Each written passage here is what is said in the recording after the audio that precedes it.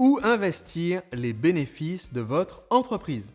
Bonjour, je suis Sébastien Knight, fondateur du mouvement des entrepreneurs libres et chaque jeudi, je partage avec vous les rituels de l'entrepreneur libre, c'est-à-dire des stratégies simples à l'efficacité prouvée pour vous permettre de devenir plus libre, plus riche et plus productif. Aujourd'hui, j'aimerais parler d'une question que vous vous posez sans doute si votre entreprise commence à générer de la trésorerie excédentaire, c'est-à-dire vous commencez à avoir des sous sur le compte de l'entreprise que vous aimeriez investir de façon à ce qu'ils puissent fructifier. La première règle à connaître si vous avez cette problématique, qui est une bonne nouvelle, la première règle à comprendre, c'est que vous devez à tout prix éviter le frottement fiscal, c'est-à-dire à éviter en fait le coup de rabot que va se prendre ce bénéfice une fois que seront passés l'impôt sur les sociétés, les charges sociales sur les bénéfices sur les dividendes, votre impôt sur le revenu personnel. Bref, vous devez faire en sorte de limiter le nombre d'impôts qui seront prélevés sur ce bénéfice avant qu'il soit investi. Et donc, si on souhaite faire ça, c'est une problématique qui m'a pris plusieurs années avant de comprendre son importance. Pour pouvoir éviter ce problème, il va falloir faire quelque chose de complètement contre-intuitif. C'est-à-dire que dans la majorité des cas, la première chose à faire si vous voulez avoir davantage de bénéfices à pouvoir investir, eh bien, c'est de vous payer moins. C'est-à-dire de vous accorder une réduction de salaire. Si vous êtes comme moi, c'est-à-dire que vous avez tendance à gagner plus que ce que vous ne dépensez, parce que vous n'êtes pas particulièrement dépensier, si vous êtes même minimaliste, c'est-à-dire le pourcentage de vos dépenses n'est qu'un petit pourcentage de ce que vous gagnez, alors cet excédent de revenus que vous avez sous la forme d'un salaire ou de dividendes, eh bien cet excédent, vous devriez, dans certains cas, le garder dans l'entreprise ou le faire remonter dans les investissements directement à partir de l'entreprise sans passer par vous. À titre d'exemple, parce que j'ai la chance d'être un des derniers infopreneurs basés en France, et oui, la plupart de mes collègues sont partis en courant, ce que je peux comprendre, à partir du moment où l'entreprise a commencé à réussir, sont partis au Royaume-Uni, à Malte, à Chypre, à Andorre, à l'île Maurice, à Hong Kong et plein d'autres endroits où la fiscalité est beaucoup plus légère qu'ici en France. Eh bien, si on prend l'exemple de la France, eh bien, si je fais 100 000 euros de bénéfices pour mon entreprise et que je décide de me les payer afin de pouvoir ensuite les investir dans des projets d'investissement, eh bien, ces 100 000 euros vont se réduire comme peau de chagrin parce que sur les 100 000, je vais payer 25%. Donc, disons que on est au-dessus de la petite base à 15%. Donc, je vais payer, selon le reste du chiffre d'affaires et du bénéfice de mon entreprise, je vais payer entre 15 et 33% déjà d'impôt sur les sociétés là-dessus. Donc déjà, ça réduit considérablement. Disons qu'on est à 25%. Il me reste 75 000 euros. Sur 75 000 euros que je décide de payer en dividendes, par exemple, ou en rémunération du gérant, je vais payer des charges sociales. Il me reste peut-être, si j'ai de la chance, 40 et quelques mille euros. Sur les 40 et quelques mille euros, maintenant, ayant touché cet argent, je vais me retrouver à devoir payer de l'impôt sur le revenu. Et si je suis dans une tranche élevée, ça va donc me laisser quelque chose comme 20 et quelques mille euros, 28 000 euros ou 30 000 euros, si j'ai de la chance. Donc, vous voyez que ça fait quand même beaucoup d'argent qui s'est évaporé pour des bonnes causes, parce qu'il faut quand même pouvoir construire des écoles. Mais si vous soupçonnez qu'une grande partie de cet argent ne sera pas utilisé que pour construire des écoles et que vous aimeriez, vous, pouvoir construire des immeubles et investir dedans, une des stratégies qui peut s'avérer payante, c'est en fait de ne vous payer que ce qui correspond à vos dépenses et le reste, l'excédent, de le laisser dans la société ou de le faire remonter dans une société mère qui va, elle, se charger d'investir. Autrement dit, au lieu d'augmenter notre, entre guillemets, fortune personnelle, on va en fait enrichir l'entreprise que nous possédons en permettant à cette entreprise d'investir. Et à ce moment-là, si on décide de faire cela, quelles sont nos possibilités d'investissement? Eh bien, je dirais qu'il y a 3 grands groupes d'investissement qui valent le coup et qui peuvent être intéressants en tant qu'entrepreneur. Premier type d'investissement, c'est le plus connu, le plus classique, surtout en France, c'est l'investissement immobilier. Vous pouvez en fait utiliser les bénéfices de votre entreprise et les utiliser soit directement pour investir dans l'immobilier depuis votre entreprise principale, ce qui n'est pas forcément recommandé, en dehors d'avoir votre propre local si c'est nécessaire.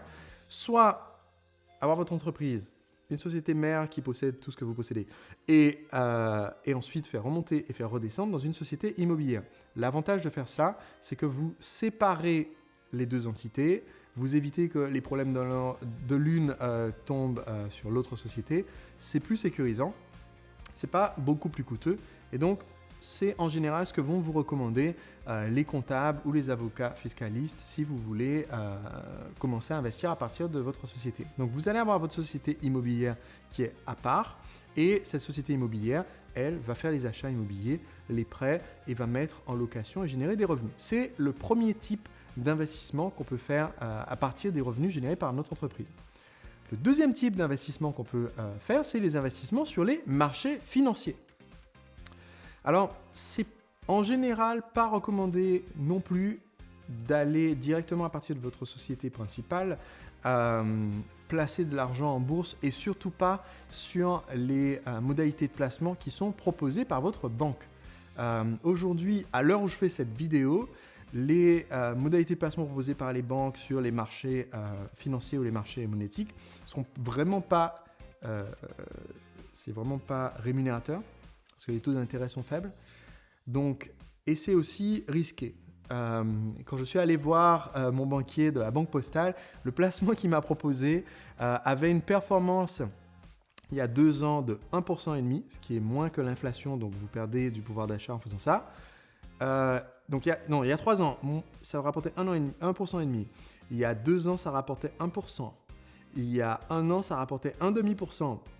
Je dis au banquier, écoutez, si je regarde cette courbe, je vois que cette année, ça va rapporter 0 et l'année prochaine, ça va rapporter un montant négatif. Il m'a dit, oui, c'est fort probable. Donc, ce n'est pas forcément super intéressant de placer votre argent dans un placement qu'on vous propose qui vous rapporte moins 1,5%. Donc, si vous placez 100 000 euros, l'année prochaine, vous êtes sûr d'avoir moins que 100 000 euros. Et en plus, qui vous prélève des frais. Donc, ce qu'on va faire, c'est plutôt investir comme on l'aurait fait en tant que particulier, en achetant directement des index. J'ai fait une vidéo qui parle de toutes ces stratégies sur comment réussir en bourse. Je vous mettrai le lien dans la description de l'épisode d'aujourd'hui. Et donc, on va faire cet investissement directement sans passer par des produits packagés. Et on va le faire soit dans notre entreprise, soit via la société mère, ce qui est l'option qui semble être la meilleure. Et pour cela, si vous êtes basé en France ou en Europe, il vous faut un LEI qui est en fait une sorte d'identifiant de l'entreprise pour avoir le droit de faire des achats en bourse. Donc ça, votre comptable pourra vous expliquer tout ça. C'est pas très compliqué. C'est à peu près aussi simple que d'ouvrir son propre compte pour investir soi-même. Et la plateforme que j'utilise, qui est la moins chère du marché pour investir en bourse, s'appelle DeGiro. Et je vous mettrai aussi un lien qui permet, si je ne fais pas erreur, d'avoir 20% de frais, 20 euros de frais offerts. Donc ça veut dire que vous économisez 20 euros quand vous allez faire vos investissements avec ce lien spécial. Donc, premier placement, c'est l'immobilier. Deuxième type de placement, c'est le placement en bourse. Et le troisième type d'investissement, eh bien, c'est l'investissement dans d'autres PME, c'est-à-dire dans d'autres entreprises, soit des startups, soit des entreprises plus classiques. Et là, vous investissez parce que vous voulez avoir une part dans ces entreprises dans lesquelles vous pouvez avoir un impact sur leurs résultats. Et donc ça, vous le faites. Si vous avez choisi de faire la structure avec votre entreprise gagne-pain, une société mère qui sert juste à posséder vos différentes activités, et cette société mère, en fait, elle va posséder votre société immobilière, elle va posséder votre entreprise gagne-pain, elle va posséder les parts dans d'autres entreprises dans lesquelles vous investissez. Et en fait, vous, maintenant, vous êtes uniquement propriétaire de la société mère. Ça permet de diminuer votre imposition, ça permet de faire que l'argent puisse être réinvesti avant de passer dans vos mains, et donc avant d'être imposé dans vos mains, et donc ça vous permet d'atteindre cette liberté financière plus rapidement. Donc voilà 3 pôles d'investissement. Personnellement, j'ai choisi justement de m'orienter vers les 3 de façon à être suffisamment diversifié et à sécuriser en fait la trésorerie excédentaire et les bénéfices de mon entreprise, ne pas être que investi dans ma propre entreprise, parce que ça, c'est toujours un risque. Vous pouvez toujours avoir des changements majeurs sur votre marché. Vous pouvez avoir un procès ou un autre événement extérieur à votre volonté qui coûte une fortune et qui met en danger votre entreprise. Donc, c'est important de commencer à diversifier à partir de vos revenus. Et si vous choisissez d'avoir ces 3 piliers simultanément, eh bien, non seulement vous êtes libre financièrement, mais en plus, vous êtes en sécurité financière si jamais il y a un souci dans la région immobilière où vous investissez, un souci en bourse ou un souci dans une des activités d'entreprise que vous avez développées, vous pouvez toujours vous reposer sur les autres piliers. Voilà donc comment vous pouvez investir vos bénéfices en diminuant votre frottement fiscal. Merci d'avoir suivi cet épisode. Savez-vous que je publie mes conseils plusieurs fois par semaine au format audio? J'ai un podcast. Si vous allez sur entrepreneurlibre.com maintenant, entrepreneurlibre.com/podcast, vous pouvez écouter mes épisodes en audio et y accéder en voiture, en transport, en faisant de la gym, en passant le balai. Et ça vous permet de devenir un entrepreneur libre en consommant un minimum de temps pour avoir un maximum de conseils. entrepreneurlibre.com/podcast.